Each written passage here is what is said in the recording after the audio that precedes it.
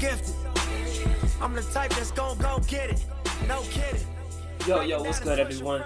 It's your boy El Nino and Ekram Miguel. We want to welcome you guys back to another edition of Around the Block Sports Podcast, the weekly pull-up on the world of sports. First off, big love and appreciation to everyone who's been supporting us from episode 1, the NBA Finals preview video, and on social media platforms from IG to the YouTube Shorts, man. And if you haven't done so already, make sure you like, subscribe, and hit that notification bell so you don't miss when we pull up and break things down. We got a packed show. We're going to talk about the NBA Finals from Game 1 to Game 4. We're going to talk about the firing of Tibbs, the trade rumors with Kevin Durant and where he might end up. And we'll get into the Antonio Brown saga as we got a new update in his entire situation. And we'll get into the AFC North and Aaron Rodgers, man. So let's get into it, man. Game 1, man, it was a thriller. Halliburton doing what he does all postseason long. Tyrese had a 21-foot jumper with 0.3 seconds left to steal, and a dramatic comeback run from the Pacers where that's the first time they led. Basically, when they took that lead with the jumper, man, they were turning as much as 15 points going into the fourth quarter. Yeah, crazy part about that, there's a story that in the locker room, I think it was Topin, but they were saying how the game was going to go. And the whole thing was they're going to be down by a lot. And then as long as they can keep it within 9 the last 5 minutes, and Miles Turner outplays Chet Holmgren, they'll end up winning. And that was almost the exact recipe. And it'll be a game-winning shot by Tyrese, of course. And that's crazy. I mean, we talked about it in the NBA preview video that we did. We talked about the matchup between Holmgren and Turner. And Turner definitely had the upper hand and the edge on that. Holmgren did not show up. I think he only had about 6 points in that game. Turner hit his 15. Turner had 3 blocks in that game, and he also rebounded as well too. Shea showed up with 38 points. He was shooting the air out of the ball. He definitely ended the clip. He had the third most points by any players in the finals debut. But Indiana showed up in a remarkable poise. After they gave up 20 turnovers in the first half, 25 in the entire game. Asaki also had a double-double on 19 and 10 points. Game 2, Oklahoma City bounced back. They showed why they are the best team in the league. Shea, another 30-point game. He shot 11 to 21. He didn't shoot 38 times like he did in game 1. He was a bit more efficient, and he had a little bit more assists in that game too. Tech also had an impact early when the Thunder were able to control most of the flow and the pace. Oklahoma City also outplayed Indiana usually with explosive plays, limiting them to no player scoring over 20 points. Game 3, the Pacers came back at home, responded, fitted in Mathurin, brought that off the bench with 27 points. He had the third highest bench scoring in the finals history and helped Indiana take a 2-1 lead. Mathurin became the first player since Jason Terry in 2011 to drop 25 points off the bench in the finals. Tyrese Halliburton further with a near triple-double. He had 22, 11, and 9 rebounds, while the Thunder committed 17 turnovers, which I thought was interesting because I think that in game 2, the Thunder showed their dominance on defense, and I think that in game 3, the Pacers showed their dominance on defense and being able to force as many turnovers that they did and had an efficient shooting night as well too. Game 4, SGA exploded for 35 points, scoring 15 in the final 4.5 minutes left in the game, including 11 points with about 2 or 3 minutes left. He win and tie the series up 2-2. Had some key supporting efforts, including Jalen Williams with 27 points. Alex Caruso showed up with 20 points. I thought that was huge. And 5 steals, too. Chet Holmgren had 14 and 15 rebounds. I thought that was huge. We talked about this as well, too. The rebounding game being very critical in this series. If whoever can win that rebound game and can limit the turnovers have the better chance of winning. And we've seen that so far in this series. Indiana, who led by 10 in the third quarter, fell apart late. The Pacers scored just 6 points in the final 5 minutes. So, same thing that we saw in game 1 in a stretch with OKC not being able to convert late. It's the same thing that we saw by the Pacers in game 4 not being able to convert late. I think a lot of similarities that you see game to game. Game 1, not being able to convert late for OKC. Pacers steal that game, but then dominant defense by OKC in game 2, dominant defense by the Pacers in game 3, then not being able to convert late in game 4 for the Pacers, and OKC being able to take it late as well too. What do you make of all this? What do you think we're really seeing here in these 4 games as we go into game 5? on Monday. Give me your thoughts, man. What do you think? And tell me, what do you think also about the game winner in game one? Yeah, I mean, the game winner was crazy in game one. I mean, I think we talked about it and I think everybody's been wanting to see one, right? We kind of it's kind of been an incredible run by Halliburton, and you almost want to say like, he may hit one in the finals. We don't know. And then there you get one on game one, The very first one, first first game, night, you get right? that. And then, Miles Turner, we talked about it. He only had like 4.9 rebounds is what he was averaging in the finals. And then he comes out game one, he out rebounds Chet. I think he had like 9 rebounds in that game, something like that. And Pacers showed that they're not gonna just lose in 5. It's not gonna be a gentleman's sweep. It's not even gonna be a sweep at all of any sort. And it's been back and forth, and it's a lot of what we talked about, where Pacers are going to win the close games. That's what they thrive in. That's where they feel comfortable. They feel comfortable being from behind and taking control late. I don't think Pacers feel comfortable with the lead. I think we saw that in game 4. I think there was something about OKC, the way they played that game 4, that was kind of like a boxing match. And then right there at the end, SGA just released a bunch of combos on them. But Yeah, I definitely agree with that. But it was no different than, what Mathurin did in game 3. And so I think like we talked about it before, OKC, everybody says, Indiana does the same thing OKC does. OKC just does it better. That's what everybody said coming into the series. But so far, they don't do it that much better. Not so much better that the Pacers couldn't pull off 2 wins, and so I think it's going to be interesting because at this point, I don't think you could say either team really. Yes, OKC has the home court advantage again, but I wouldn't say any team has the upper hand. It was still a close game, and I also just throw out this little fact. So far in the series, it's 2-2. OKC has outscored Indiana by 13 points overall total in the series. I mean, they've outscored them in each one of these games in the first 3 quarters. I think outside of game 4, where the Pacers had the control, right?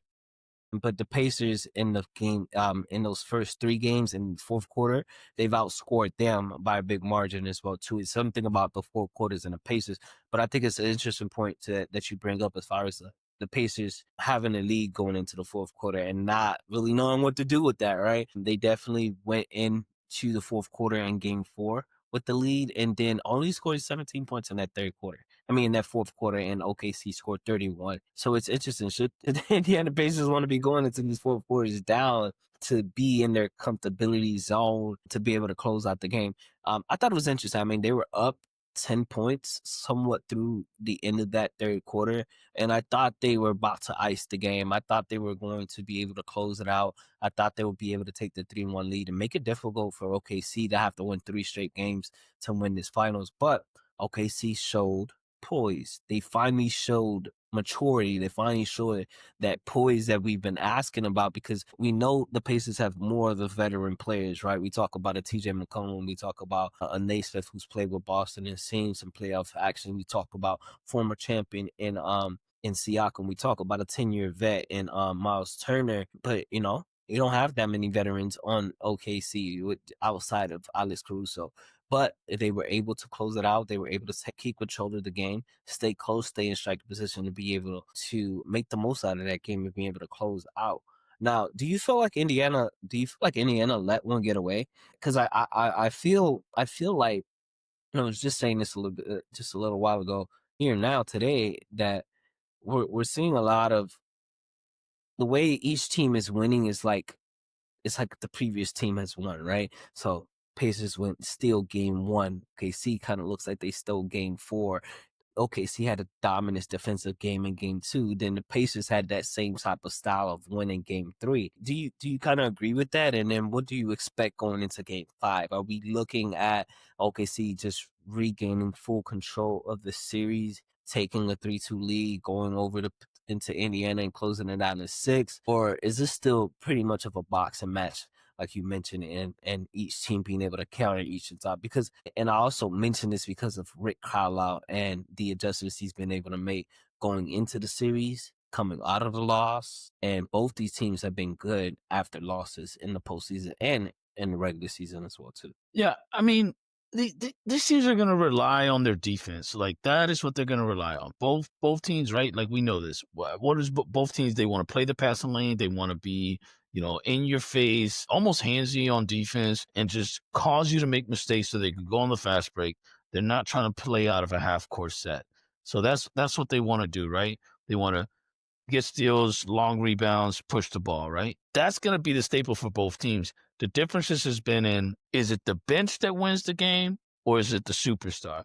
Like you mentioned, game 1, Halliburton wins the game with the game-winning shot. Game 4, SGA wins the game with that flurry of points that you were talking about, right? Towards the end of the game. Towards the end of the game, just going off in the last 5 minutes and the last 3 minutes especially, and putting his team on his back and saying, no, we're not going to go down 3-1, right? He wills his team. So Halliburton comes out and says, oh, you guys don't believe in us? We're taking game 1. Boom, stolen, right? And obviously Nembar had something to do with that too. But then game 2 and 3, it was a lot, SGA still put up 30-something points in game 2. He put up 24. I think it was in game 3. He puts up he's going to be averaging 30 points per game for the finals. Game 3 that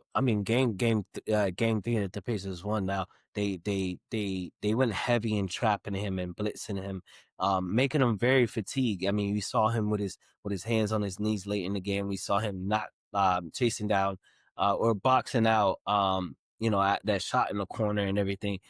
I don't know if I saw much of that in game 4, that same play style, as far as the coverage and defensiveness, how they wanted to guard him overall. Do you feel, finish your point first. Go ahead. I'm sorry. No. Let me all that to say that, I do think that, like, we're still seeing a boxing match. We're still seeing two teams go back and forth that just, they rely on defense and fast breaks. And then it's really just, that's going to stay the same the whole series.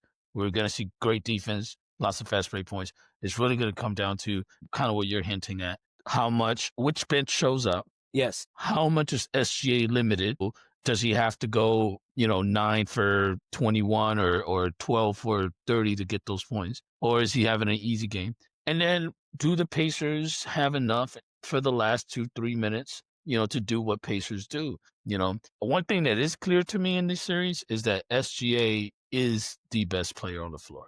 Like, Halliburton, yes, he's a killer, game-winning shots for sure. But the Pacers definitely play more as a full unit, right? There's not just one guy that beats you on the Pacers, right? It is a combination of guys that are going to beat you with the Pacers, right? With the OKC, yes, you have a combination of guys. You have Jalen Williams, you got Chet Holmgren, you got Alex Caruso, we mentioned him, right?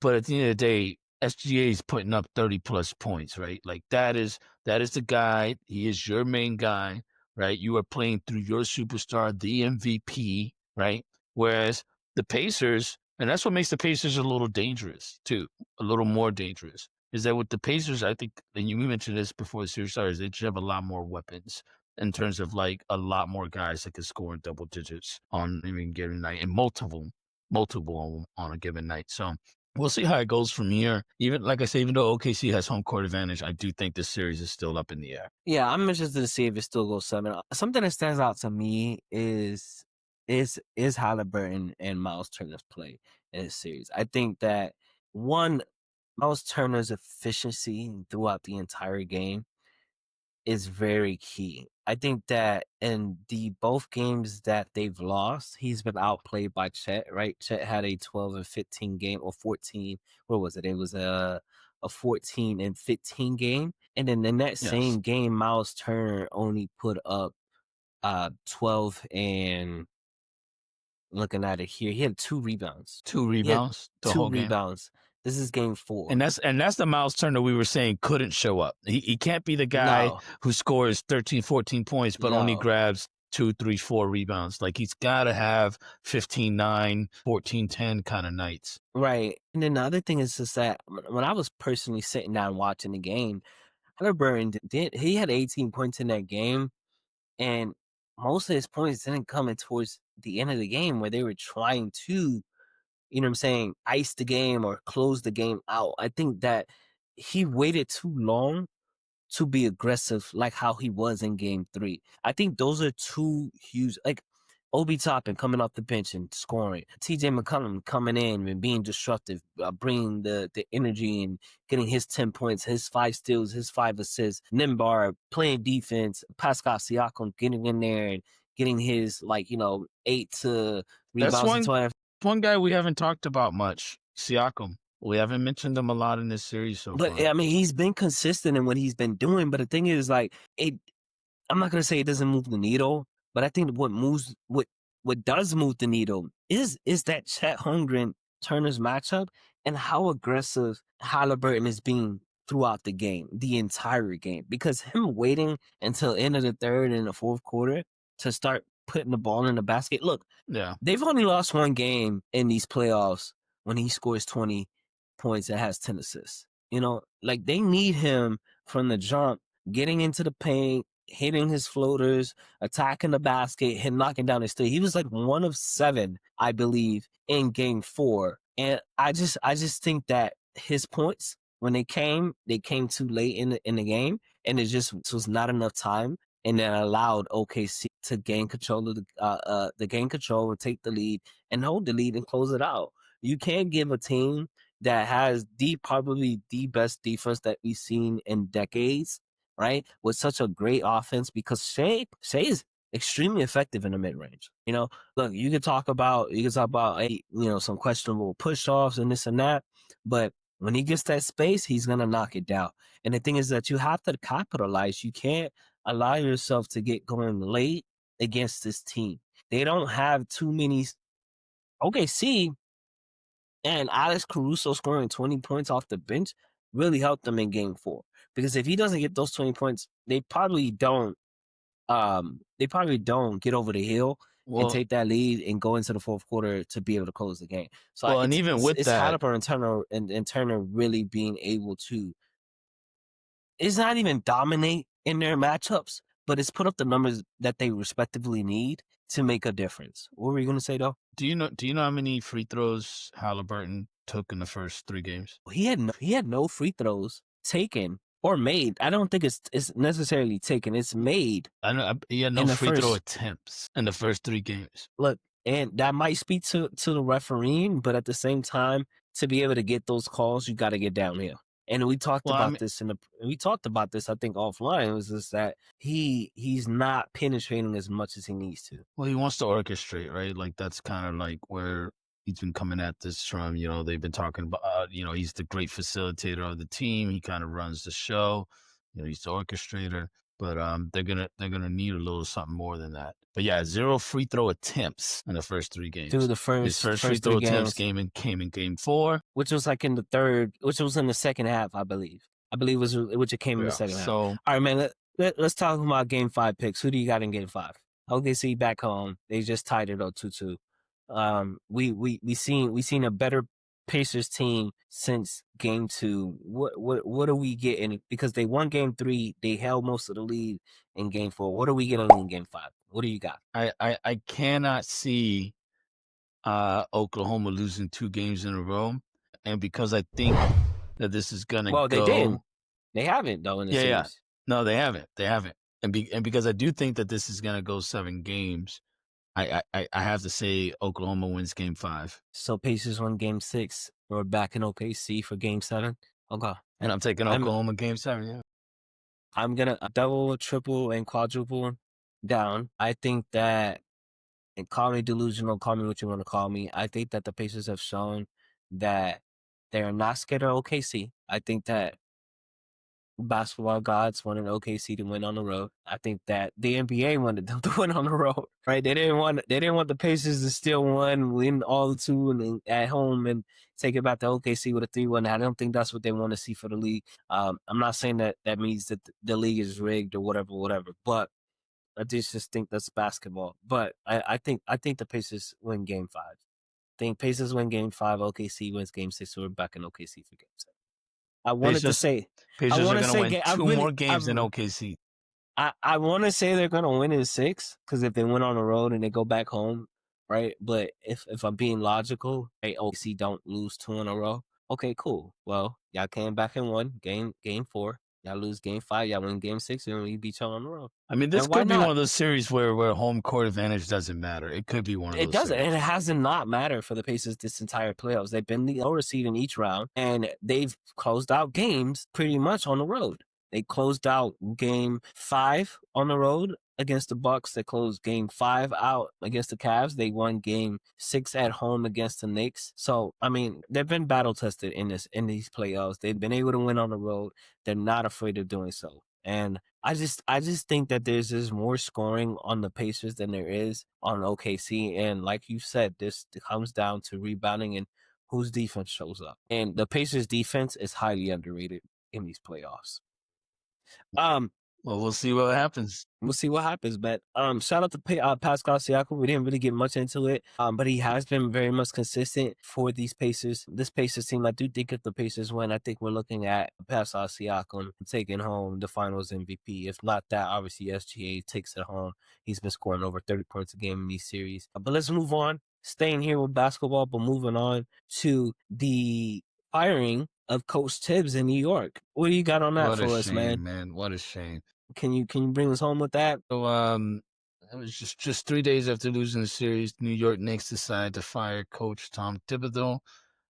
Thibodeau did join the Knicks in 2020. I was there for 5 years.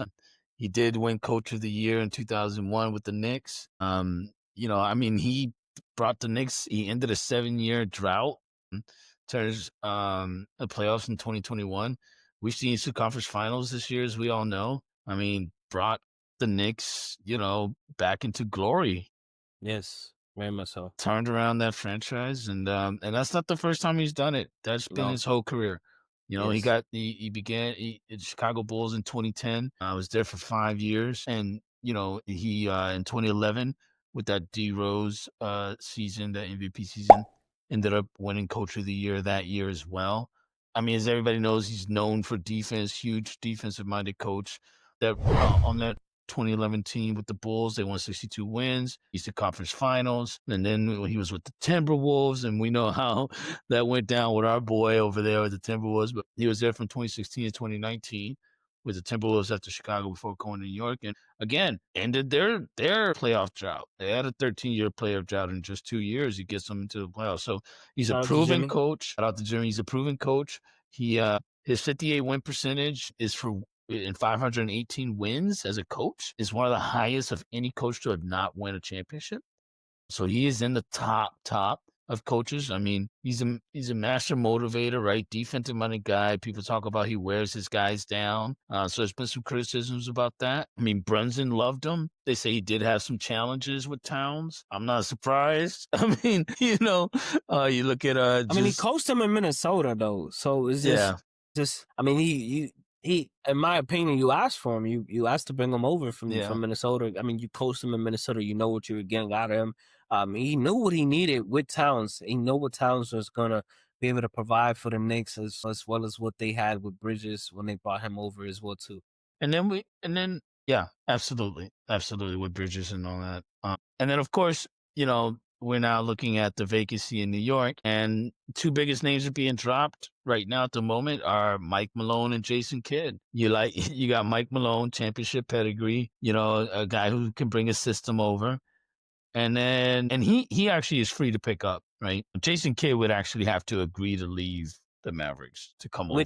Which I will say this, they wanted to, and I know you have this on your list, right? Jason Kidd, Doka out of the Rockets, and yes, Finch out of Minnesota were correct. All coaches that they had interest with. And all three of those organizations denied the Knicks in being able to interview those head coaches, which is not a good look. And it's very embarrassing because what are the Knicks doing at this point? Why would you fire Tibbs? What makes you think that you have a chance of getting these coaches? You were denied. It just does not look good. I don't know what Dolan, the owner, is doing. I don't know what Leon Rose, the president of player and operations and GM, whatever title he's. I don't know what they're doing with the Knicks. I don't understand the firing of Tibbs. The guy literally took you to 4 playoffs out of the 5 years that he's been there. He made an All NBA player out of Julius Randle. He made an all NBA player out of Jalen Brunson. He brings Towns, who he coached in Minnesota, and basically saves his career, in my opinion, because over in Minnesota, Anthony Edwards came in there and took over that franchise himself, made a name for himself there, and took that franchise from Karl Anthony Towns. And we all, I'm not even going to get into the social aspect of Karl Anthony Towns and the zestiness that he has going on, but the fire tips just does not make sense. You state that the team wants to go in a direction where they're in a win now situation and they want someone who's going to take them over the hump. But that's literally what he's done. He's got you over each and every hump. Allow the man to finish the job. Allow him to finish the job. You set him out on a mission, and that's what he's doing. He has 2 seasons under his belt. He has made the New York Knicks relevant in the last 25 years. Again, and they haven't even won a championship longer than that. I think they haven't won a championship since the 70s at that, and they just haven't been in the finals since the late 1990s, early 2000s. It just doesn't make sense. Yes, he runs his players, he plays his players hard, but that's because he wants the most out of his players. They question if he makes enough late game adjustments. Of course he does. When Karl Anthony Towns was getting cooked in that damn pick and roll against the Pacers, he put him on the out there in the corner. So, but he's not the one that has to put the ball in the basket. He's not the one who has to move his feet and defend. He does his job and putting his players in the best positions to win, but they gotta execute. He can't help if Jalen Brunson is holding the ball until there's 8 seconds left in the play clock. He can't help that. But again, allow the man to complete the mission. Allow the man to finish the goddamn mission. I'm just highly upset, man. Yeah. I mean, he's been a winning coach in every situation he's been in. I think Minnesota is the lesser of any of his situations that he's been in where he hasn't had that much success, but he's made the most out of it. I mean, even like you stated it, even there in Minnesota, he helped in the drought of their playoff run. Yeah, I think it's tough. You get a coach like Tom Thibodeau who's well respected, but everybody, has these criticism. He runs his guys into the ground, overworks. He overplays his stars. That's the biggest thing, right? That his stars run up too many minutes. He doesn't make enough culture changes towards the end. People getting injured under his watch, supposedly, because he runs his stars into the ground, and that's been his criticism. And that he's a guy that'll take you to the conference finals, but he's not going to get you over the hump. This is kind of like the criticism I do think it's a little unfair, guys like Spoelstra giving a chance, Popovich was given a chance, They also had, Better teams. David They've had Roberts. better teams. Yeah. They had David Robinson and Tim Duncan and Manu Ginobili and Tony Parker. The Miami Heat had LeBron James, Chris Paul, and Dwayne Wade. Ray and Allen. These are teams in the East when he was with the Bulls and Rose had his MVP season. These are teams that they had to go up against, right? Also, let's not forget, Rose had a devastating injury, right? The year after that, after his MVP season. But we don't talk about that, right? We don't talk about how Jimmy was actually hurt throughout that year when Minnesota, and he came on late to be able to still push them into the playoffs. We don't talk about that Karl Anthony Towns is not the same player that he is now than he was then. He was a lot softer, and Andrew Wiggins was not as seasoned as a player as well, too. But again, he's made the most out of those players. Again, Josh Hart, ain't nobody was worried about no Josh Hart when he was with the Los Angeles Lakers or the New Orleans Pelicans. No, Josh Hart got his name here in New York, being a guy who can rebound the ball, push the pace, get the assists, and average about 14 points, and that was nearly a triple-double. Like, I just don't understand. Look, in basketball, man, sometimes you have to catch that lightning in the bottle, or sometimes you just have to be a dominant team like the Spurs have been, like the Miami Heat have been in the early 2010s, and so forth. But again, I just don't think they allowed him to complete the mission, But finish it out. it just goes to show once again, and New York. It's they get a good thing, and the front office, Dolan and them, just mess it up all over again. Now they're on this wild goose chase to find a superstar coach. All the coaches they want are under contract, and then there's Mike Malone. So all right, so we're talking about the coaches that can fill the seats, right? So we got Mike Malone, They've already been denied of being able to interview Jason Kidd, Udoka, and who's the other guy there? Finch. Mike Finch as well too. I do like, and I haven't had much talks about it, but there is another coach that's available who has won championships. Mike Brown, former head Mike coach Brown. of the Sacramento Kings, who helped turn that organization around, highly respected in the league. Coach LeBron James took them to the finals and won the championship early on. I forget who he won the championship with in the early 2000s, but I know he's won some championships. So who do you like more? Do you like Mike Brown in that situation, or do you like Mike Malone? Mike Malone or Brown? Yep. Yeah, I mean, I think that it's I really don't, to be honest, I really don't have a strong opinion about the direction Knicks should go in because of the fact that I just think the Knicks have kind of butched it up a little bit. That Knicks team, the way it's built, that should be a young running team. You could play Towns out of the high post, having him play through him, if he's got an open man dropping off passes, playing from the inside out with Towns at the high post, pick and rolls and stuff like that.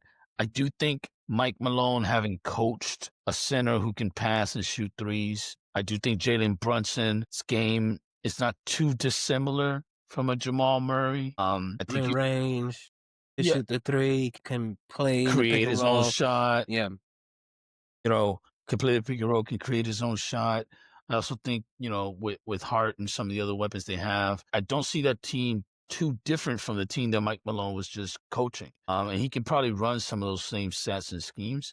I don't know what Mike Brown has done lately. I know what Mike Brown has done in the past. He's been a good coach in the past. He's held it down. He's been able to. Let me give you a quick because I was blanking on his accolades. He was an early NBA assistant with the Wizards in 97 and 99. He was the Spurs assistant from 2000 to 2003, winning the championship in 2003. He was the Pacers associate head coach in 03 to 05 under Rick Carlisle.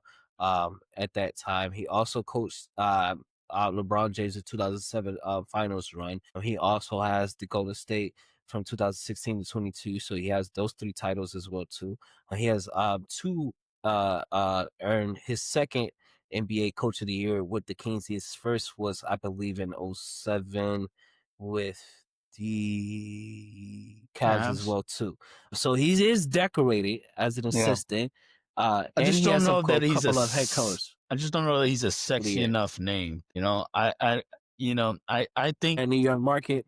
I think the fact that if you're gonna fire Tom Thibodeau, I understand why you're going after Jason Kidd and I mean Udoka. I mean, they're going after big names. Jason Kidd would be great for them, right? He played in New York. I mean, we played with the Nets, Knicks, so he's very well known. He also played with the Knicks. He had a stint with the Knicks. Oh, that's right. He did have a stint with the Knicks.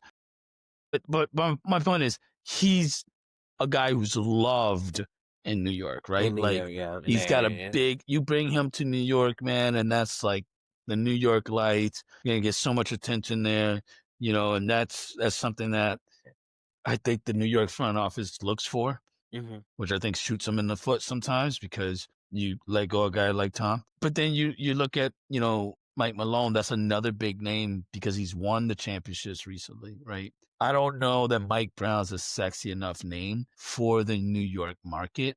Do I think Mike Brown would be a good fit with the players? Yeah, of course. Yeah. I mean, I think he's definitely a player's coach. He's a player's coach. He is a player's coach, so. I just think that they go with Mike Malone. I don't disagree with what you said earlier, though, with the whole, he coached Jokic. He has Jamal Murray, similar situation with Karl Anthony Towns and Jalen Brunson. But I do think that hiring Mike Malone is just a lateral move coming from Tibbs. I think that their personality and their philosophy is about the same. And I just don't think you're really making a big change. But if you want something new, fresh, and someone who's still very much proven, I think Mike Brown gives you that, right? As far as coaches that are available. What about Monty Williams? Monty Williams coached the Phoenix Suns, took them to the finals. Obviously, they lost to the Bucks. He had a 1-season stint with Detroit as the highest paid coach at the time. But obviously, they had a really, really bad season. What about Monty Williams taking a shot at the New York? He's a former player. I think it's the same thing. I think respected. yeah, I mean, I think Monty Williams and any coach that kind of has been on the outs for a second here now, is facing the same challenge, which is, first of all, I mean, do you want the job knowing what the front office is like? But secondly, I also just think that it's the same thing where it comes down to they're looking for a new voice, new way of thinking, new vision, a guy who's going to be a player's coach, right? And who's going to be a big name, like this is what they're looking for, And and again, they made a huge fiasco out of this whole situation because they didn't even have someone lined up, right? No. All the guys they want are already under contract. Like all the guys that they seriously want are already under contract. That's like trying to shoot your shot to a girl who's in a committed marriage or something that you have no business trying to talk to. I really just do not understand what the Knicks are doing. But you broke up with your long-term relationship, which by the way was a good relationship. Right. It helped you out. Did all the things that you needed. Yeah. You know what I'm saying? I mean, maybe you didn't like how much they were on your ass the whole time they were doing it, but they did it and they brought you some success. You guys had some good times together. And then you just say, well, I'm going to break that up before I even know if these other ones are available. It's crazy. Mike Brown does have an interview coming up next week with the Knicks. Okay, so that's interesting. I do want to see Mike Brown get back into the head coach seat and see what he's able to do. I don't know if they want to bring back Isaiah Thomas. I mean, he had a stint with them. So I don't know if they want to try to bring him back. But I mean, you were talking about new voice, new this and that or whatever. But I mean, the Knicks don't need to be in a rebuild as far as coaches go, man. They need to be in a plug and Also, play. Taylor Jenkins. Remember that young coach? Say it again. Yeah, with the Memphis. So as well with the Memphis. Yes, Taylor Jenkins is. I think Taylor Jenkins will also be through his name. Interesting. I mean, he had a young point guard in John Morant, and it'd be interesting to see what he's able to do with Jalen Brunson. But I just don't. It's the Knicks, man. They only go but so far, and that's how I truly feel. They only go but so far, bro. Ain't nobody worried about the Knicks. I'm, being a Heat fan and just whatever that rivalry is. This is we know what they are, bro. Like you're not the Yankees, man. It's just not the Yankees at the end of the day. It was beautiful to watch the Knicks celebrate. I mean, when they went to the Eastern Conference Final, watching the way the streets and all the people on the Why were they billboards, rioting? What was going? They were literally rioting just to make the East Finals. Like they were really happy. Like you belong here, like type of thing. Well, that's the thing. They haven't been there in a long time. Shout out to New York, man. Shout out to the New York fans. They do go hard for those 90s days are long gone. Shout out to New York, man. They go hard. They go hard for the team. Shout out to Spike Lee and just shout out to New York. I know they're hurting right now, man. Let's get on to our next topic in basketball. We got KD. KD is going to be on the move this summer. He's going to be leaving the Phoenix Suns. They tried to move him mid-season. He wasn't feeling that. They were trying to move him to, who was that? The Golden State Warriors, but he did not want to make that mid-season move. He didn't feel comfortable with doing so. It wasn't necessarily about the fit in Golden State, but he has some suitors. We have which believes to be the Rockets. We also have the Minnesota Timberwolves. There's some conversation about the Toronto Raptors. We also have the Miami Heat, who are always in the hunt for a superstar, who's always in the conversation. Shout out to my Heat. What are your thoughts on KD? What do you think he should end up at? What do you think the likelihood of him ending up with one of these teams? Well, he's leaving. So he's definitely leaving. He's definitely. Yeah, I mean, they're working with his agent and everything to make sure he ends up where he wants to go and trying to find the package that's going to work. But where do you think he's going to end up? I honestly have no idea, but I will say this. Wherever he wants. I think KD will end up wherever he wants. I don't think this is one of those situations where sometimes you get a player in a situation like this, it gets drawn out. There's all these different suitors, doesn't work out here behind closed doors. I think if KD says he wants to go to the Spurs, he's going to the Spurs. If he says he wants to go to the Knicks, he's going to the Knicks. I think wherever KD says he wants to go, that's where he's going to go. Where do you think is the best situation for him, though? Like, outside of where he wants to go, what's the best situation for him? Where do you think that he feels like he wants to end up. I mean, if they hadn't fired Thibodeau, I'd say the Knicks. If they hadn't fired Thibodeau, I thought we were moving on from the Knicks. I just want to add that. I mean, look, it still might be a great fit depending on who the coach is. I think the fact the Knicks just got to Eastern Conference Finals, playing out of the East, I hate to say it, but it is a little. It can be a little easier to get out of those early rounds. I gotta ask. So who are the Knicks giving up to get KD? Who's a part of the trade package? Who's part of the trade package? I don't think there's any team that could do a straight up KD trade, is there? Obviously there's gonna be a multiple team trade, but who are the Knicks? What part of their core are they giving up? Because they gave up 5 first rounds for Bridges, so they don't have the draft capital necessarily.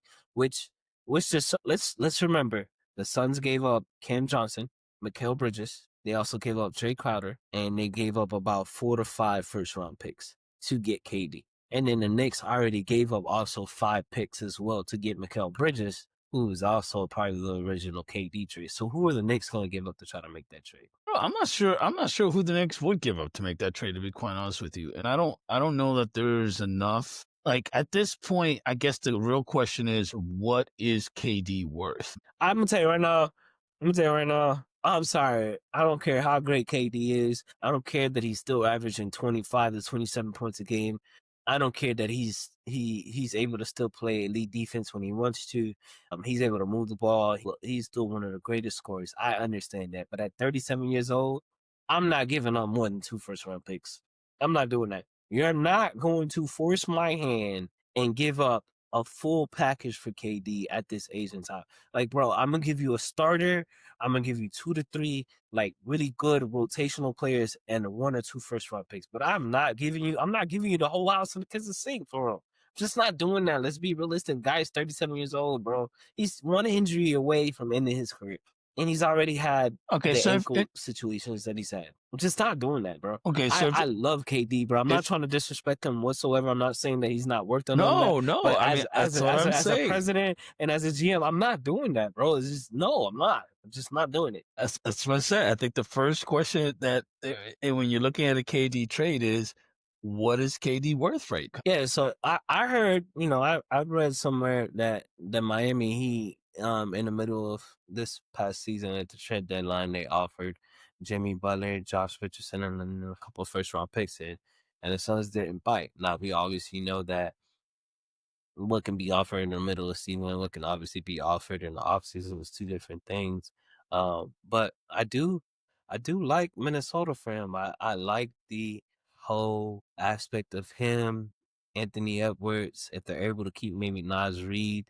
I know he's a potential free agent.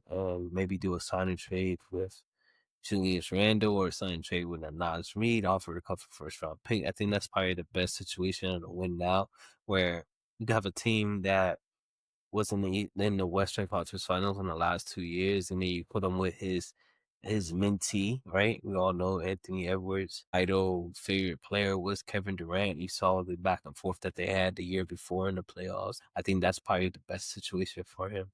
But I also do think that the team that needs him the most is the Miami Heat. And I know that's my favorite team. I know people are going to think that I'm biased and so forth, but the Miami Heat have been pretty close to dead last in offense. And I think he's going to, if he's inserted into that lineup, if they're able to keep Tyler Hero and not have to trade him, and the emergence that he had this past season, I think that elevates their game and puts them in contingency.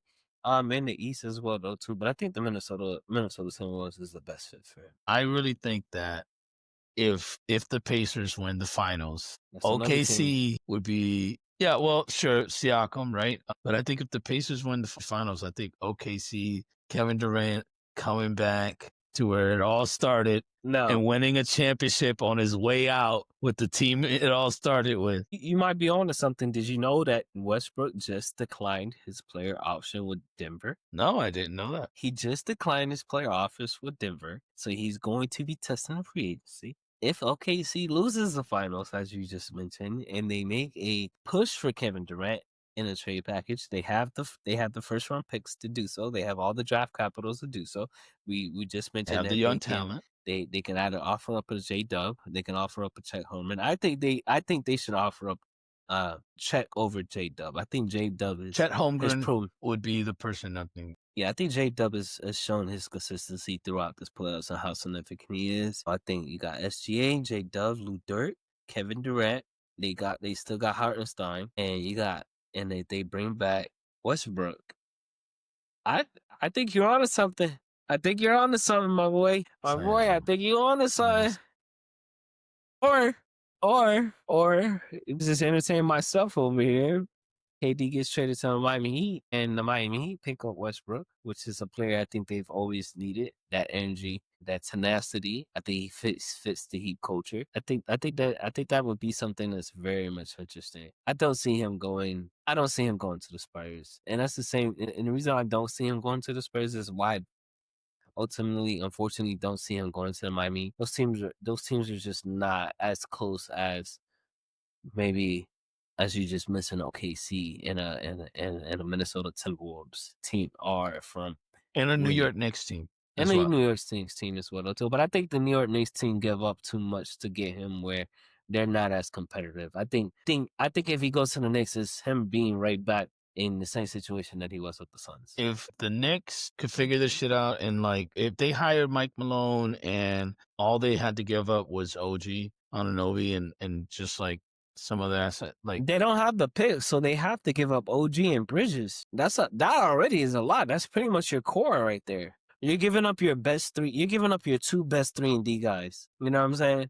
You're giving up. This is a league about having top tier wings. You're giving up your two best 3-and-D wings. I just don't see that, and I don't see the Knicks. I don't see the Knicks making big trades. I see them making some offseason signing that boosts their bench, and I think that's probably what led to Tibbs firing is the fact that he just didn't utilize his bench enough. So I can't see that, but OKC and Minnesota, I'm gonna shout you out, bro. Because if he ends up with OKC, we got to get you to go viral for saying this shit. Real fucking talk, bro. We got to. that'd be crazy, man. He ends his career in OKC. All right, man. I think we talked enough about some basketball.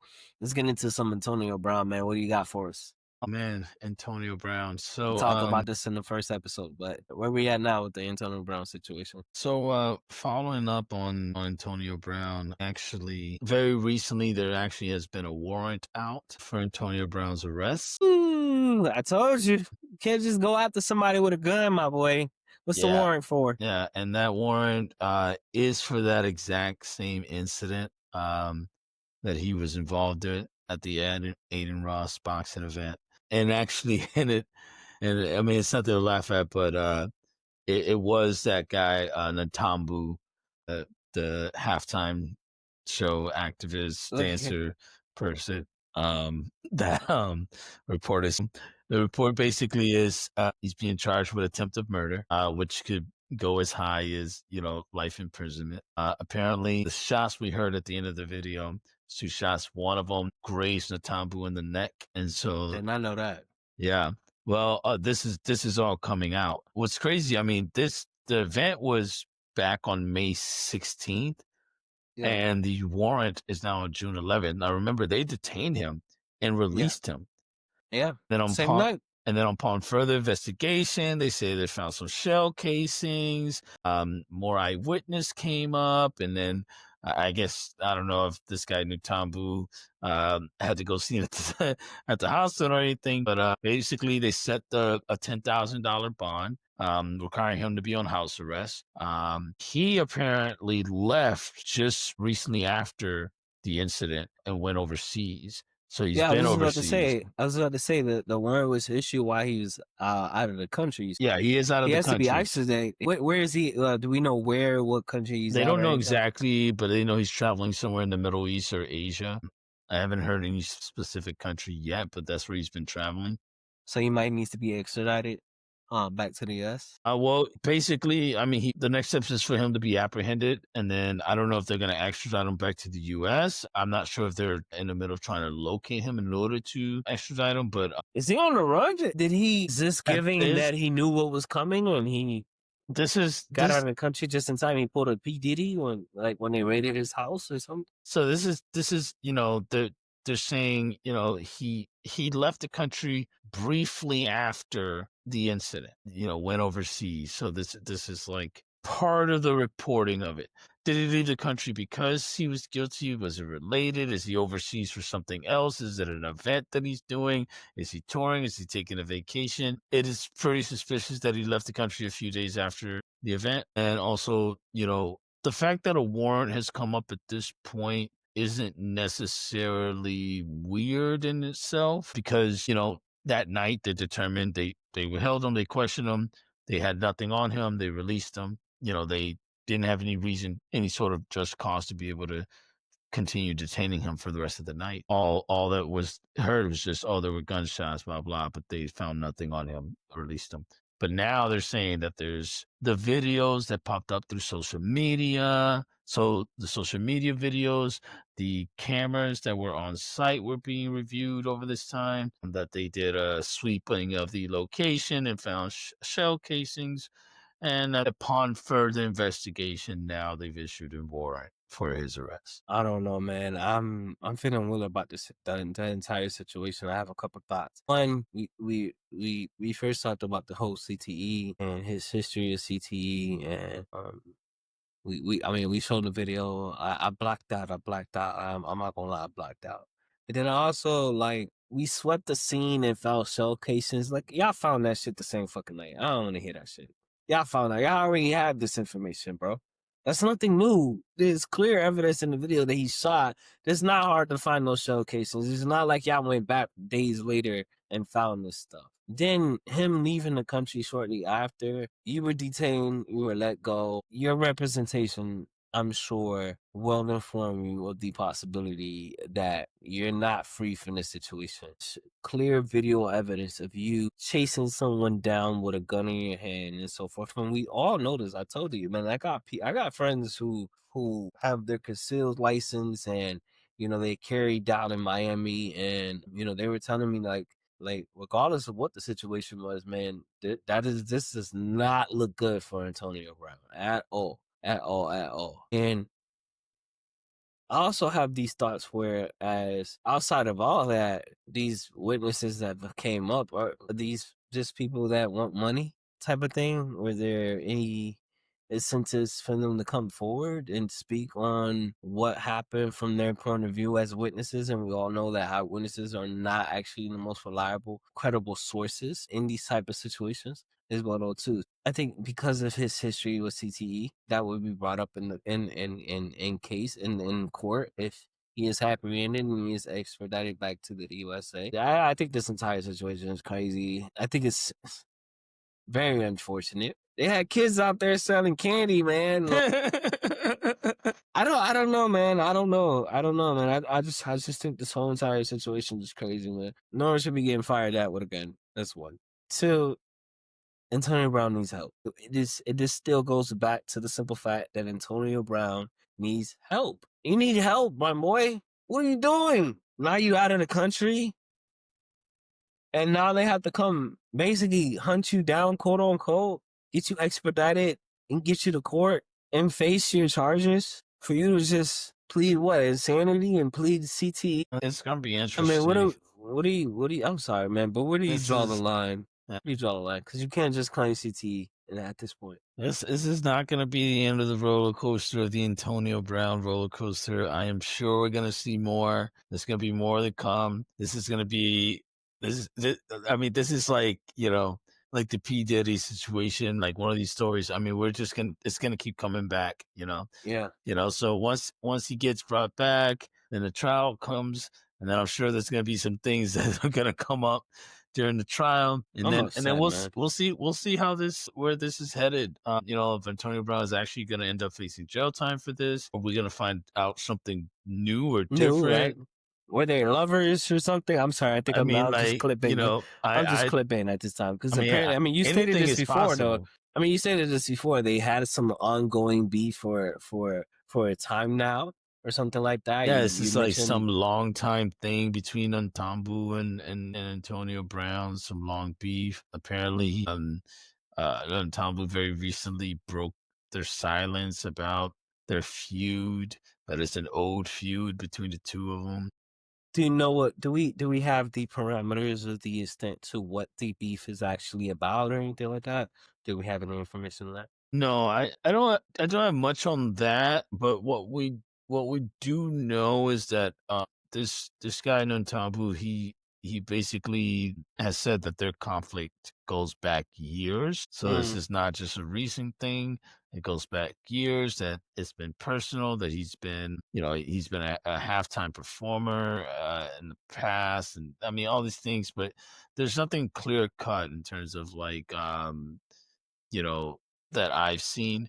Um, but it just seems to be a long time feud of being around the same kind of events and things like that. I think that in all Yeah. fairness, So I think that it they goes. do bring him back. Okay, you got something. There is one thing that he does note. He says that during a Floyd Mayweather fight, that Antonio Brown stole jewelry from him, leading to a legal battle. Okay, so this is a tit for tat. Yeah, but apparently he did not provide court documents to verify this. So this is the other thing about this guy Nantanbu as well, is that at every point of this story, from the very beginning, everything just seems a little like, who is this guy? How did he come to be a part of this? He was like a halftime performer, a Super Bowl performer, and an activist during the Kendrick. He was there in protest during the Kendrick Lamar halftime show. In some ways, it does feel like someone who's out for attention. Yeah. Like they're having kind of like a moment of fame. Which I do know a lot about, when people are coming at you wanting attention and just really riding you, for no reason. But yeah. So there is some of that I feel is happening there. But with that being said, back to focus on Antonio Brown. Obviously we'll see what's gonna happen. We'll see where this is gonna go. What new things are gonna pop out and come out. I feel like I thought this story was done when we covered it. Right. I thought, okay, yeah, sure, we covered it. Boom, it happened.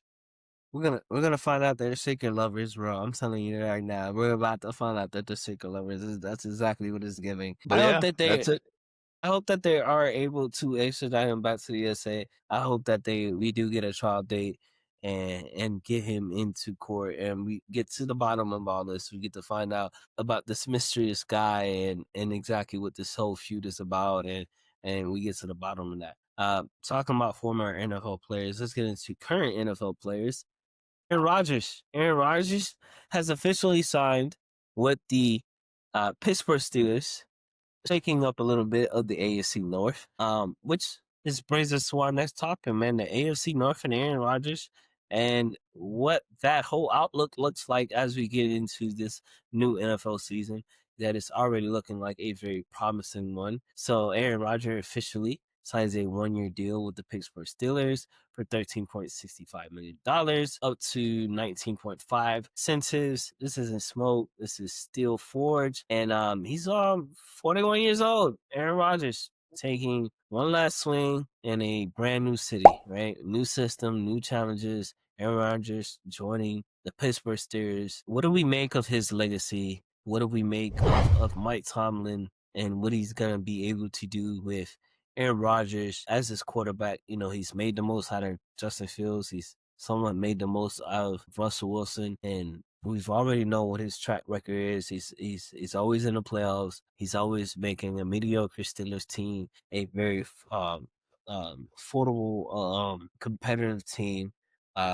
We know that Aaron Rodgers is going to have George Pickens and Van Jefferson, who is with the Rams. He also is going to have Calvin Johnson III, who's a speed demon out of the slot. We do have some offensive line concerns as well too, as the Steelers are trying to rebuild that offensive line. And we also know that Aaron Rodgers was not looking very good with the New York Jets. He had a horrible season.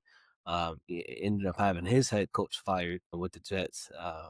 As well though too. I mean, the defense still is very, very much tough. You still got TJ Watt. You still got Fitzpatrick out there in the defensive back. You still got Joey Porter Jr. And the defense is still very much elite. What do we think of Aaron Rodgers with the Steelers? What do we think of the Steelers, and what do we think about the rest of the AFC North with Lamar Jackson, Joe Burrow? Obviously, the quarterback competition is going out with the Browns with Deshaun Watson. Daniel Gabriel and Shador, and then like we mentioned, the Steelers and Aaron Rodgers.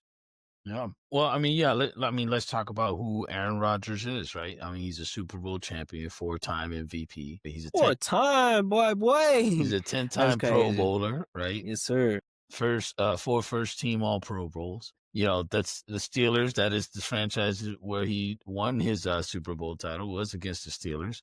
Yeah. Led that Packers team. You know, he's fastest to 400 touchdowns in NFL history, right? 59,000 career passing yards and counting. You know, plus he holds the record for the best touchdown interception ratio. I mean, he is a bona fide Hall of Famer.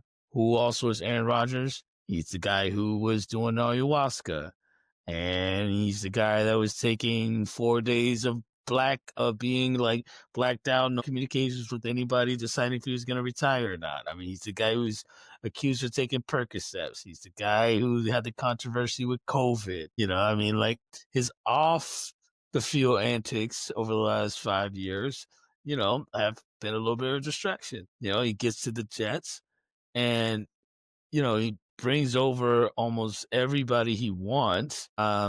You know, Devontae Adams. I think a bunch of people who played on the offensive line with Green Bay and all that, right? Yeah, and we see what happened there. I mean, he has a lot of frustration between him and the coach. A lot of people say he ran him out of there. Definitely, I agree. You know, he just a lot of games where it felt like his frustration. You know, he left the Packers because of his frustration with the front office and the fact that he wasn't allowed to make decisions and he wasn't the decision maker. And he felt that he should have had more of a hand on all of that, on how things got done.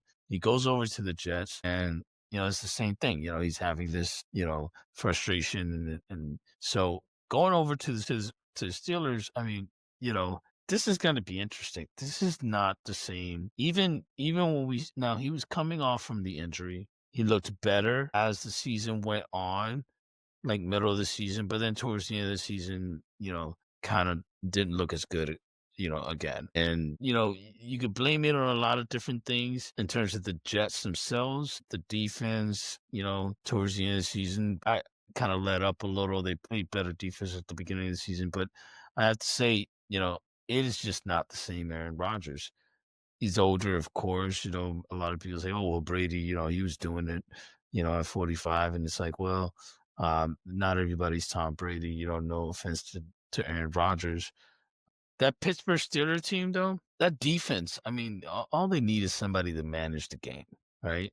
And we saw that last year with Mike Tomlin, and you know the way he, like you referenced it, the way that he managed Justin Fields and Russell Wilson throughout the season, the way they were able to get some solid key wins, you know, utilizing both quarterbacks. And so I think the question becomes, will Aaron Rodgers buy into the Mike Tomlin school of football? Will he buy into the system, into Mike Tomlin's system? Will Aaron Rodgers buy into Mike Tomlin's system and the way they want to do things in Pittsburgh? Or is it going to be a case, you know, are we going to see Mike Tomlin say, "Hey, Aaron, you got the reins, man. You do what you want to do"? Or are we going to see what I think is going to happen is a conflict between Tomlin and Rodgers? Like, I don't know how Tomlin and Rodgers are going to gel together. I feel like Tomlin, he's not gonna be able to push around Tomlin like he's been able to push around with the New York Jets and so forth. This is my thing about Aaron Rodgers. Since he won the Super Bowl in 2010 against the Steelers, what has he done besides win these MVPs? Like, what has he done when it comes down to the postseason? Because he has too many early exits in the postseason, and he hasn't really gotten back to that. He hasn't gotten back to the Super Bowl. He's dominating in the regular season, but when it comes to the postseason, he hasn't done shit. And I'm sorry, I don't know if I'm just a little aggravated because we talk about how great he's been, 4 MVPs.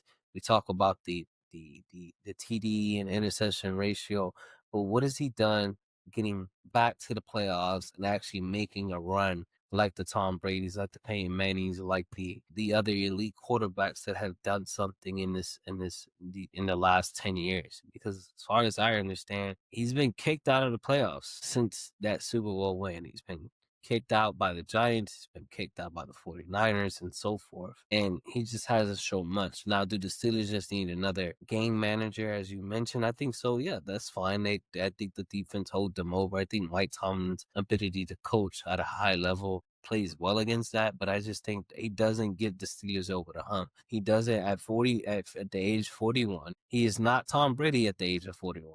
He is not the same person Tom Brady was when he went down to Tampa Bay and took them to a Super Bowl and beat Pat Mahomes, who you don't want to bet against, and win a goddamn ring.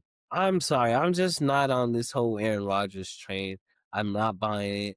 He can go over that. He can go wherever the hell he wants. I think he's just mirroring Brett Favre's career. Brett Favre leaves Green Bay, goes to the Jets, doesn't do nothing there. Goes over to Minnesota, has a good season, but doesn't do nothing there either. So I just think he's full of himself at this point in time. And I think he needs to retire and let it go. He's just not the same quarterback. He's very much egotistical. And I'm going to call it for what it is, and I'm going to call it for how I see it. He does not move the needle for the Steelers at the end of the day. They had a better chance with Russell Wilson coming back and giving it another try. He has been, for the most of his career, one of the most efficient quarterbacks. Just, he holds all sorts of records. Like, he's the only QB in NFL history with 3 seasons of 40-plus touchdowns and fewer than 10 interceptions. I mean, he's been highly efficient, but yeah, I mean, maybe the playoff success has not been there, right? I mean, that's what it comes down to. In a league like football where you get one game in every round, and you get one game in the championship game to get it done. What has he done? Because you could do all you want to do. You could do all you want to do in the regular season, but being 11-10 in the playoffs, in 21 playoff games does not get it done. Does not get it done. And then, like, I understand his first year with the Jets, he tore his Achilles, and you can't expect someone who's in their 40s to bounce back from an Achilles injury and be elite like fucking Kobe, right? In a game where it's football and the physicality and this and this and that. But it's just like, I'm telling you, man, his signing to the Steelers don't mean much to me. And when we really break it down and we look at the rest of the AFC North, we look at a Joe Burrow, we look at a Lamar Jackson, we look at an emerging Browns team who has a great defense and trying to find their identity at the quarterback position, it just doesn't move the needle. I mean, obviously he goes into a very great situation with Mike Tomlin and the Steelers, who's been a very successful franchise, who's been very consistent and getting into the playoffs. Cool. But that might be the toughest. That might be the toughest division to play in. I agree. in It the is the NFL. toughest. I think it is the toughest division. I definitely agree. But the Bengals have a very great offense, along with the fact that overall the Baltimore Ravens are a great team as well to you. You can't sleep on the Browns because their defense is very tough. They're always like top 5, top 10. But this is the thing, right? The Pittsburgh Steelers alone, without Aaron Rodgers, is a playoff team, right? Probably not getting out of the first round. If they do get out of the first round, not out of the second.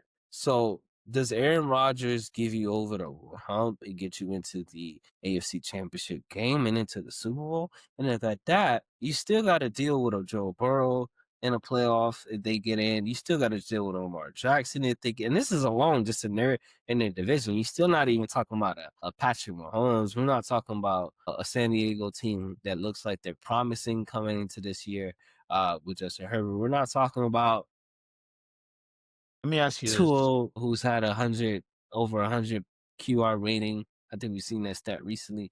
Like, I don't know. What's your question though? Let me ask you this: if last year's Jets team had Justin Fields and Russell Wilson, would they have gone further or done better than they did with Aaron Rodgers? Yeah, well, don't get me started with Russell Wilson. We're not going to do that, right? But you're missing Justin Fields. I think that. But with also Russell Wilson, if they had both of those players, then they had the same type of season where Russell Wilson starts the season, gets injured, Fields takes over for the Jets, and then they put Russell Wilson back in. Same type of season. I think if a team bought more stock into Justin Fields and how dynamic he can be passing and running the ball, and you give me the Jets defense, and you give me what's his name? What's his name? Gardner, who's at the receiver, and you give me Hall, who's a Bryce Hall, who's at the running back. I think that they are a top team. Well, yes, I do think they're a top team because this is too much. This is too much offensive weapon alone. You have a dual threat. You have a dual threat quarterback. You have a dual threat running back. You have a number one option in a receiver who can get up and down the field.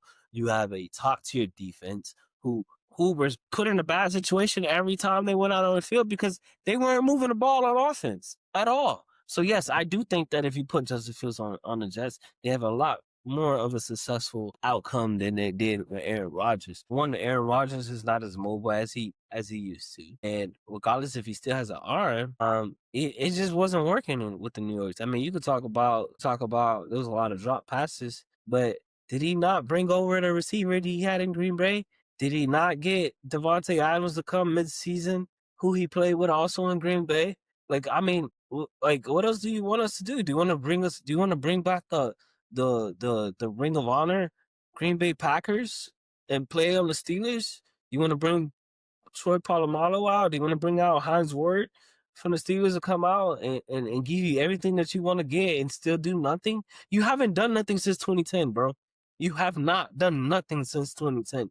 Since you won the Super Bowl, you just have not done nothing. I'm not buying this Aaron Rodgers coming out and doing something. I'm just not. I'm not getting that. Prove me wrong. Prove me wrong. And this is the thing about the NFL, man. The thing about the NFL, these quarterbacks won so much, and we've seen it also with Russell Wilson. What was the reason that Russell Wilson left Seattle? I don't have enough stocks in being able to make decisions. They don't protect me enough. And what happens? You leave Seattle and you look like the worst quarterback that's ever played a goddamn game in Denver. And you do the same thing with the Steelers. And what do you think you're going to do with the Giants, who have a head coach that doesn't want to open up the playbook? I'm just not buying that shit, man. I'm just not, bro. It's very much tiring. Aaron Rodgers needs to retire. And I've been saying this for the last 3 seasons. He needs to retire. Okay? Look at like Green Bay has been more successful in the last 2 years than what Aaron Rodgers was doing in the last 2 years. Yeah. Man, look here, man. You can win as many MVPs as you want, bro. But if you get exposed like SGA did in Game 3, I ain't buying it. Wow. I'm not buying it. You can talk about MVPs. I don't know. We had to talk about it. But if you want to talk about MVPs, Lamar Jackson won an MVP and got exposed in the playoffs. Lamar Jackson had the most efficient TD and interception ratio this past season and still couldn't get it done. I don't want to hear it, man. Get it done in the playoffs, and then we can talk about how great you are. But you haven't made you're 11-10. You're 11-10, bro. There's only a few elite quarterbacks that have consistently got it done, bro. Okay, bring back Matt Ryan. I'll take a Matt Ryan over Aaron Rodgers at this point. I mean, Matt Ryan has been retired for a couple seasons already. I'm just not buying in it, bro. I'm really not buying it, man. Give me Tua. We already know how we feel about Tua. Tua needs to retire too. That's another thing. Be a topic for another week. Before we wrap up, man, let's talk about the AFC North and what we got, man. What do you expect from the AFC North? Who do you think is going to win the division? Do you think it's the Ravens again? I think it's the Ravens again, and of course with the Bengals having a chance to sneak it. If that defense can figure it out, we know Ty Higgins and Chase and and Burrow, they're we know they're gonna do their things. I expect actually, I'll say this. I think that the Bengals might win the division, and to your point, I think that's a very, very important point. It's the defense. It comes out to the defense. The offense is there. They got T.Y. Higgins re-signed. Jamal Chase is gonna be there. He had a huge year for fantasy as well, though, too. So watch out. You might want to draft him first in your fantasy leagues coming up this NFL season. Higgins too. Higgins had a big season. You also have their running back right now. I'm blanking on his name, but I think Joe Burrow is coming into the season healthy, no knee issues, no finger wrist issue. So I think that's going to be huge. I think that the Lamar Jackson somewhat dominance in the regular season, I think that's overplayed at this point in time. Chase Brown is their third down back. He's not their first and second down back though.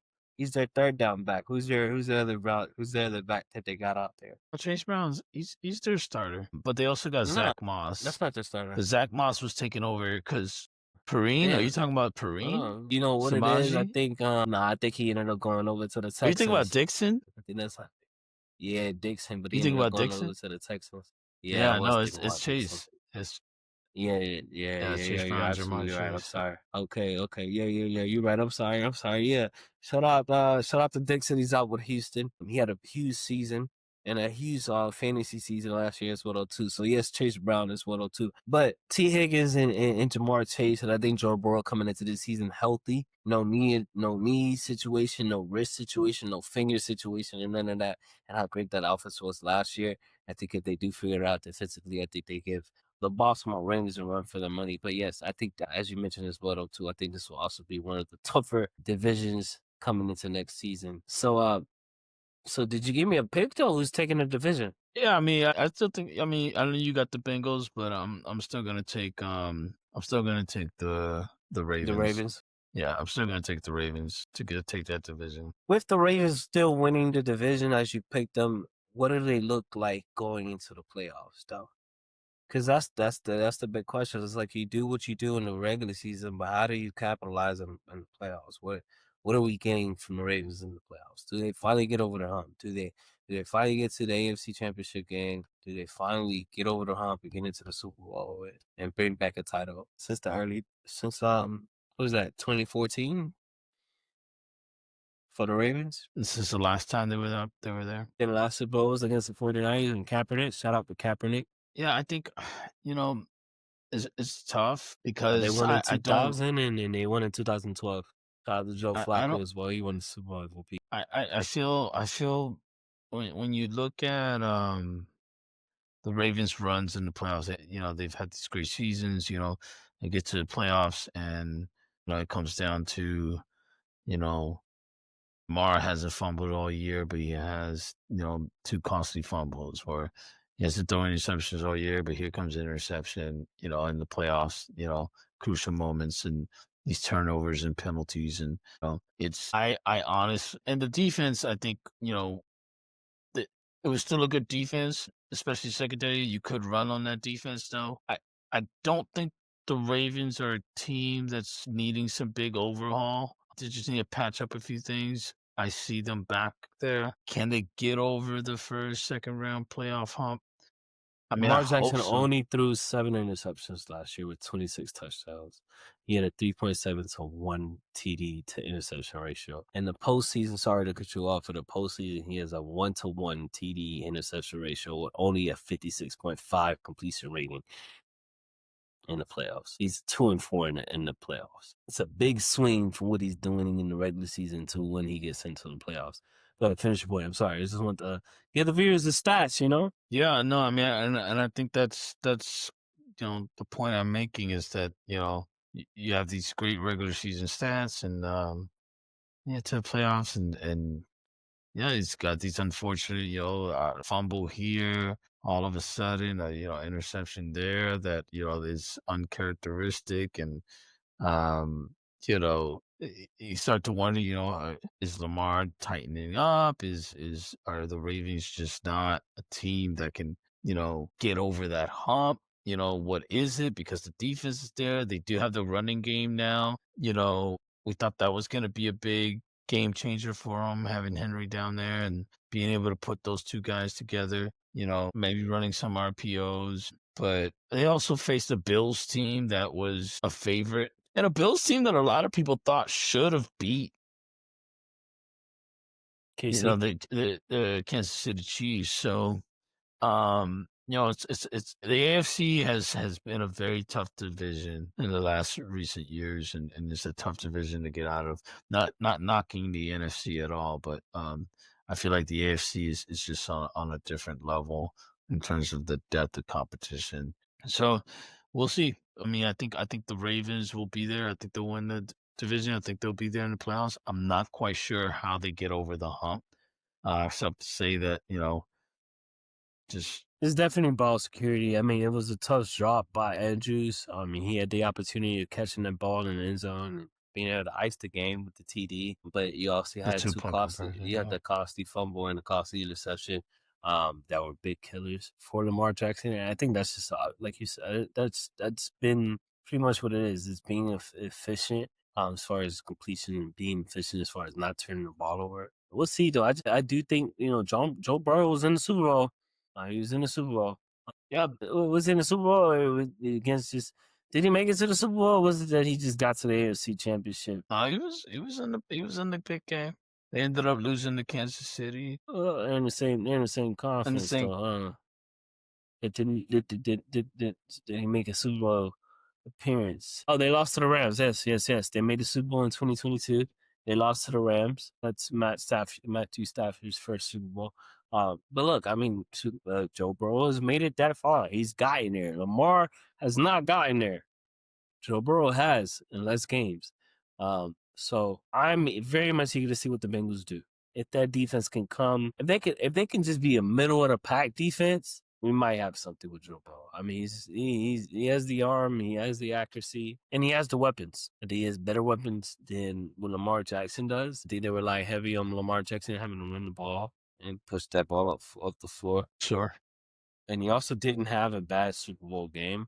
For over 250 yards. He had a touchdown, no interception as well, too. He did take 3 sacks, but he also had 100 point line passing. Well, there you guys have it. That's just another week around the block. We appreciate you guys tapping in and riding through us all the chaos in the world of sports. You already know, from the hardware to the headlines, we're bringing it to you weekly. Make sure you guys follow us on all social media platforms, and make sure you guys like, subscribe, and hit that notification bell. Drop a comment and let us know what you guys want us to talk about next. And always, whether it's on the court, in the field, or behind the mic, stay 10 toes down. You guys stay safe. I'm prolific, so gifted. I'm the type that's gon' go get it. No kidding. Breaking down a swish in front of your building.